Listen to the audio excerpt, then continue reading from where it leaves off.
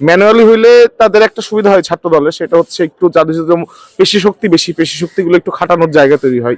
Machine হইলে মাস্তানি করার জায়গাটা একটু কম হয়। দেখেন, প্রথমত একটা মিটিং এর মধ্যে সিদ্ধান্ত নেওয়া হয়েছে যে আসলে মেশিনের মাধ্যমে গণনা করা হবে। ম্যানুয়ালি হইলে তাদের একটা সুবিধা হয় ছাত্র দলের, সেটা হচ্ছে একটু যাদের যাদের পেশি শক্তিগুলো একটু খাটানোর জায়গা তৈরি হয়। মেশিন হইলে মাস্তানি করার জায়গাটা একটু কম হয়। এখন অনেক দিনে মাস্তানি করার অভ্যাস তো মানে ছাইরে আসা কঠিন, আমরা এটা বুঝতে পারি। যাই হোক, কিন্তু বিষয়টা হচ্ছে যেহেতু সবাই মিলে সিদ্ধান্তটা নেওয়া হয়েছে, আমরা মনে করি যে সেটাকে রেসপেক্ট করা উচিত। এক, দুই নাম্বার, যেখানে ক্রস চিহ্ন থাকবে না সেগুলোকে আলাদা করে আলাদাভাবে যে আবার ওগুলাকে রিচেক করা এবং ওগুলাকে আলাদাভাবে মূল্যায়ন করা, সেই ব্যবস্থাটা অ্যাকচুয়ালি নির্বাচন কমিশন বলছে করবে। এখন মেশিনে কোনো সমস্যা নেই, তা না মেশিনে যে কিছু হইতে পারে না সেটাও না, আমি এটা বলতেছি না। কিন্তু আমাদের কথা হচ্ছে একটা জায়গাতে একমত হওয়ার পর তারপর আবার সংবাদ সম্মেলন করে এটা নিয়ে আপত্তি জানানোটা তো প্রবলেমেটিক। আপনি যদি এত আপত্তি থাকতো তাহলে আপনি ওই দিন ওইখানে বলতে পারতেন যে আপনার আসলে গণনা পদ্ধতি নিয়ে আপত্তি এবং এখানে আপনি কোনোভাবে একমত হচ্ছেন না।